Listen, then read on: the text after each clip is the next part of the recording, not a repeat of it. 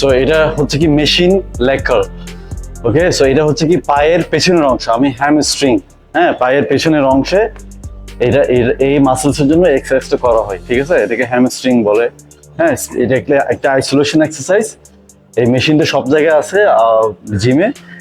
তো এটা আমরা ইউজ করবো। আমরা প্রথমে ওয়েটটা অ্যাডজাস্ট করে এই যে এটা আমরা সেট করব কার্ল করার জন্য। এটা আমরা যখন নিচের দিকে নামাবো সেটা হচ্ছে কার্ল, আর আমরা যখন নিচ থেকে উপরে তুলবো সেটা হচ্ছে এক্সটেনশন। এই যে আমার পাটা আমি এক্সটেন্ড করছি আর এটা আমি কার্ল করছি, ঠিক আছে? জাস্ট লাইক বাইসেপস কার্ল, আমাদের কিন্তু লেগসেরও কার্ল আছে, মানে হ্যামস্ট্রিং। এই যে হ্যামস্ট্রিং আমাদের হচ্ছে কি পায়ের বাইসেপসের মতো, ঠিক আছে? তো এখান থেকে আমরা যেটা করব, প্রথমে আমরা পা দুইটা রাখবো এখানে। পায়ের পজিশনটা হবে সবসময় শোল্ডার উইথের সমান। এই যে এটার সমান এভাবে রাখবো, এভাবে রাখা যাবে না, এভাবেও রাখা যাবে না, স্ট্রেট রাখতে হবে এভাবে। হ্যাঁ, আমার এটার সাথে পায়ের পাতাটা সেম লাইন হতে হবে, আমার নি এবং পায়ের পাতা সেম লাইন, ঠিক আছে?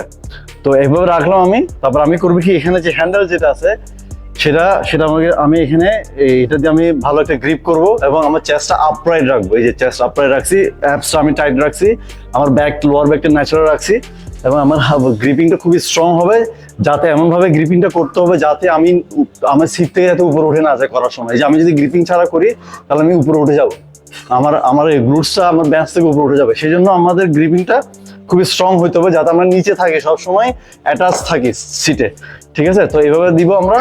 দেওয়ার পরে চেস্ট আপরাইট রাখলাম, হ্যাঁ অ্যাপস টাইট রাখলাম এবং আমি হ্যামস্ট্রিং এ ফোকাস করে, হ্যামস্ট্রিং মাসলে ফোকাস করে ওইটা দিয়েই আমাকে নিচে নামাতে হবে।